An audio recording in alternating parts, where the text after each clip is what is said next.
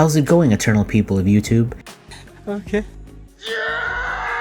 And welcome back to talking about Marvel Comics from before I was born.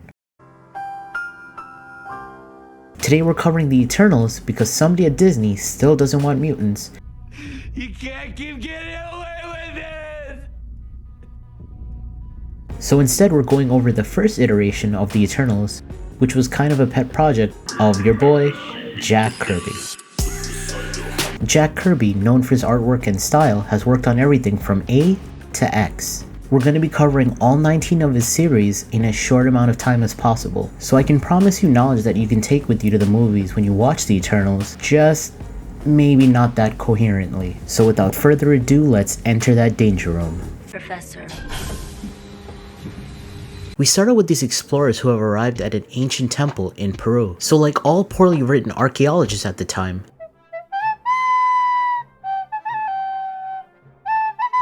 they just start touching shit that they probably shouldn't have touched. Specifically, the dumb people that do this is Dr. Damien and his daughter, Margot. There's also another guy there named Ike Harris, but he'll become more important later on. It's at this point we cut to the underwater city of Lemuria. This city hosts a species that call themselves the Deviants. We're introduced to two important figures. One of them is a pink guy in sunglasses who goes by the name Crow. There's also another guy there who has a melon for a head. Damn, boy. Damn, boy, he's thick! Boy, that's a thick-ass boy! Damn! And he also goes by the name Toad, spelled T-O-D-E. This way you can't confuse him for a different Marvel character that has a similar sounding name.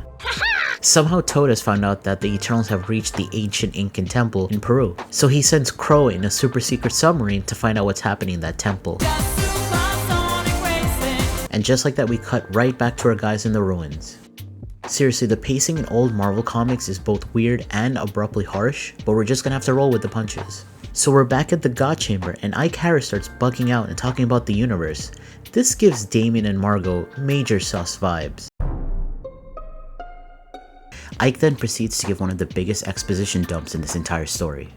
He talks about how these beings landed to Earth and basically found big ol' monkey. Started shooting them with science, and after a while that experimentation led to three different species. You had the Deviants, Humans, and Eternals. Ike talks about how the Deviants were kind of like slave mongers and conquerors.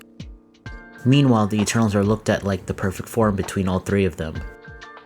But as humans, we're somewhere in the middle, basically like wandering barbarians just eating, fighting, and sleeping.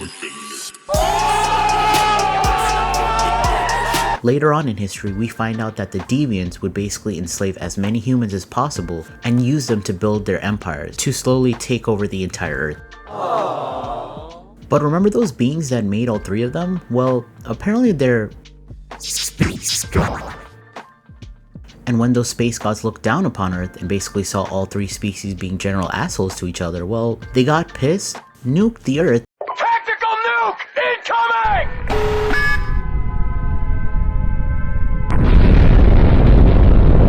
and that led to the world being swallowed up by the seas. But now you're probably wondering how there are still humans and Eternals running around. Oh, that's easy. The Eternals? Yeah, they just became f***ing Noah. When I said Kirby was going to try to explain Marvel history, I wasn't kidding. My man just retconned Noah. During that explanation, we also find out that Ike Harris is not actually this guy's name. It's Icarus, which, if that sounds familiar to you, it's Icarus. And so after that long-winded explanation, Icarus manages to find a bunker within the temple, and we meet another Eternal named Ajax. After Ajax gets out of the crypt along with the workers he was in there with, they begin operating a control room in order to summon a Celestial. And Celestials are these gigantic beings that are about as old as the Marvel Universe itself. They more or less go around from planet to planet within the Marvel Universe and either create life, destroy life, augment life, or just monitor life. But on this occasion, the Celestials, or specifically Arishem, is judging the Earth as Arishem is a part of the fourth host. So what the hell is a host, and why 4? What the hell is even that? To put it simply, Celestials are so damn extra that they don't consider visiting a planet, they instead host it. And and each host has a specific intent for the Earth. The first host is the one that came by and turned monkeys into various other species by experimenting on them, along with some mutants too. How about it, Disney? I feel the way I feel, bub. The second host is the one that led to the Earth being nuked after witnessing all intelligent life on Earth just kind of being jerks to one another, but more specifically the Deviants being slave mongers to the humans. The third host is a little bit weirder because it has less to do with the species of the Earth and more just gatekeeping them from other advanced species from interfering. For example, the Asgardians, or actual Greek gods, because they also exist in Marvel Comics. Who are you? And finally we get to the fourth host, which is judgment upon the planet after they feel the species they experimented on earlier are at their peak. Which is why we end up meeting Arishem. After Arishem is summoned, he simply just stands there. Hey pal, you just blowing from Stupid Town? And also silently judging the entirety of the Earth. Later on, it turns out that Ajax has to seal the temple for another 50 years, but Margot cannot stay because she would age and die. But Margot's dad, Dr. Damien, would rather stay behind to study the temple and ask Ajax more questions. After hearing this, Margot and her father get into a big argument, but because the temple is crumbling around them, Ikaris has to knock her out and take her away.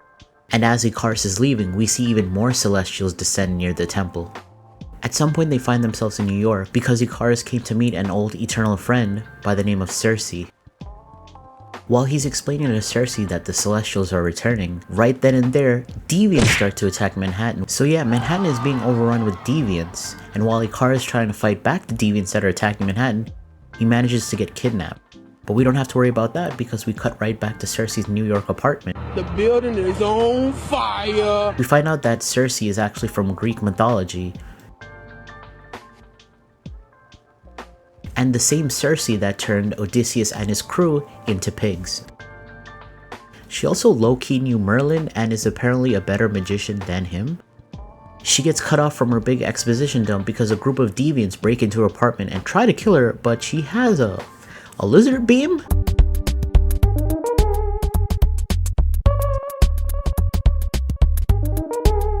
We cut back to the Deviants, and they're planning on putting him in a capsule and sending his ass to the bottom of the ocean. Under the sea. Ajax sees that Ikaris is being sent to the bottom of the ocean, and instead of saving his friend, he decides to go on another exposition spree. Why? About how the Incans and the Celestials met for the first time, and how Ajax became the Incan Lord of Flight. But rather than doing anything after the Celestials left Earth, he just decided to sleep in a chamber until they rolled up on Earth again. Going back to Cersei's apartment, we see that she uses a magic mirror to contact a different Eternal by the name of Makari. Which is another play on words of another dumb name taken from Greek mythology. And so while Cersei is talking to Makari, we see her point out her window where we see Manhattan on fire. Which is nothing really new to Marvel fans because Manhattan is usually either under attack, under fire, or somehow unreasonably pristine. This then prompts Makari to book it and find another Eternal by the name of Domo. Domo, who's kind of like an Eternal's army general, kind of just sits there in a big floaty chair. Play of the game. And while he's talking to Domo, we cut back to Manhattan where Manhattan is still on fire. Except now there are deviant mutates flying around. It's at this point we find out that Cersei and Margot have been captured by Crow, who's given him a real Woody. And by that I mean Crow now has a wooden arm. And now we go back to Olympia and we meet two more Eternals, Zurus and Thena. And when Zurus and Thena finally see what's going on in Manhattan, "You're making me very uncomfortable. Please leave." So Thena and Makari make their way to Manhattan and they manage to put Crow and some other deviants into energy jail. We also see Thena and Crow talking about their past, which lets Marvel readers know that they have a thing going on. And for the 50th time we cut back to Cersei's apartment, where Cersei is kind of just fighting off the deviants like it's no big deal. And right as Cersei is getting bored of fighting deviants, a high-ranking Deviant officer walks up to them and says there's a truce now between the Eternals and the Deviants. This is something that Crow and Athena agreed upon while fighting in Manhattan. And instead of both the Deviants and the Eternals figuring out what to do with the Celestials,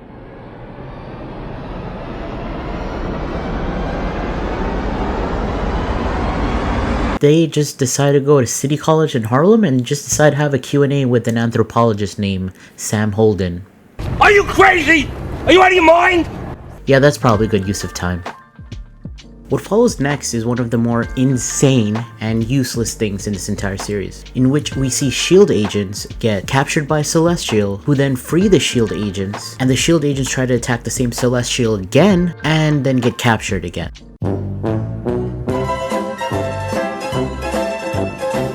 That is literally 80% of what goes on in this issue. Shortly later, we end up back in Lemuria where all the Deviants are hanging out, and it looks like Toad the Deviant is having all of his other Deviants fight this one reject who kinda just looks like an attractive man. At some point, Crow and Athena head back to Lemuria as well, where there's a thing called a purification ritual going on, and those words usually never indicate a good time, both in comics and in real life. Anyway, now that Pretty Man has to fight a mutated Sour Patch Kid? Meanwhile, Ikaris, Margot, and Makari are heading to Olympia from New York, and just general weird shit is going on. Let's see, we've got a flying snake, not a dragon, and this goofy ass looking rhino. And the source of all this weirdness is another Eternal by the name of Sprite. And if I had to describe Sprite, they're kinda like the Loki/Trickster of the Eternals. And in more important news, goddamn space gods start popping up around the Earth. So while the space apocalypse is going on, where the Pretty Man from before is still fighting the big red monster man, his name is Caracas by the way, and he manages to beat Caracas but winds up going sicko mode on him, the guards, and about everybody else. But before Toad can have him killed, remember when those Celestials were popping up everywhere? Yeah, well, guess what just popped outside of Lemuria? This is how we meet the third Celestial, Isan. Back on Olympia, Zurus sends out a telepathic message to all the other Eternals to meet in Olympia for the Unifier. Back on the sinking ship that is Lemuria, Athena understands that the Deviants will probably kill the Pretty Man. So instead she takes the Pretty Man and Caracas back to Olympia with her. Athena and Crow have a bittersweet moment because he knows if she leaves now, he'll probably never see her again. But she also kinda abandons the guy she had a crush on in a sinking city, so... Under the sea. Under the sea. Okay, so if you can't believe this, the remaining 9 or so issues is somehow even dumber than the stuff I've already told you so far, so we're just gonna speedrun the rest of those. Ready? After Zurus calls out all the other Eternals, we meet one named Kingo. He's one of the Eternals that's gonna be in the movie, but here he's kind of just he's a samurai man. That's cool, I guess.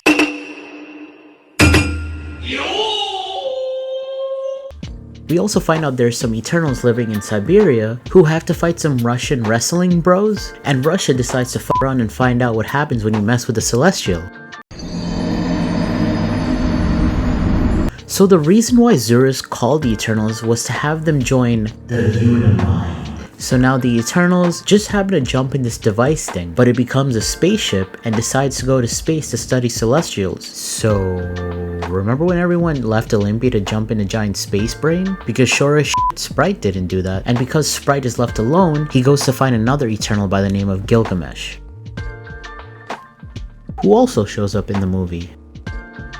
Anyways, now we're in space because the Deviants threw a missile at the Celestials. 3, 2, 1. So instead, a Celestial ship summons Gilgamesh, and Gilgamesh kinda just figures out what he needs to do and stops the missile from hitting the Celestial ship by using his body as a cushion. After it explodes, we see him drifting in space, but not before a Celestial saving him. The Unimind returns back to Earth and the Eternals fight the Hulk. Fight it, you mighty Hulk. Okay. That's it. I wasn't kidding when I said this is dumb. So they're still fighting the Hulk, But get this, it was actually a robot Hulk. It was made by two idiots in MIT that were trying to make a robot Hulk, but when the Unimind was returning back to Earth, it created a literal cosmic brain fart, which gave the Robot Hulk its cosmic powers. Yeah, they're still fighting the Robo Hulk, but Zurus joins in, and now the public finally knows that Celestials exist. So there's this thing called the Dramadon that shows up, which was made by the Deviants to kill Eternals. So Zurus tries putting a helmet on it, which would make it powerless, but he's still a little too weak from his fight with the Hulk. And while it looks like everyone is about to die, the Eternals have their Avengers moment and figure out how to fight as one team. And they end up destroying Dramadon. Also, there's this Eternal wizard named Druid, who's also going to be in the movie, who finds out about a super secret weapon. This weapon can actually kill Celestials. So he captures Icarus to find out where it is. It's a trap! With the help of a tentacle monster. Man, and it's not even the tentacle monster that I like that's in Marvel Comics. My disappointment is immeasurable. Anyways, the secret weapon is in some sort of old-ass pyramid in the middle of nowhere. There's now a race between Druid trying to find the weapon and use it against a Celestial, and Icarus trying to catch up to him after being imprisoned. And that weapon that can kill a Celestial? Well, that's just a giant pistol. Druid, upon finding that weapon, immediately fire upon the Celestial that's heading towards the pyramid. When Icarus finds Druid, he decides to destroy the weapon instead of trying to destroy Druid himself, but that kind of backfires. The big purple Celestial sees what's going on and decides to spread the fire caused from the explosion.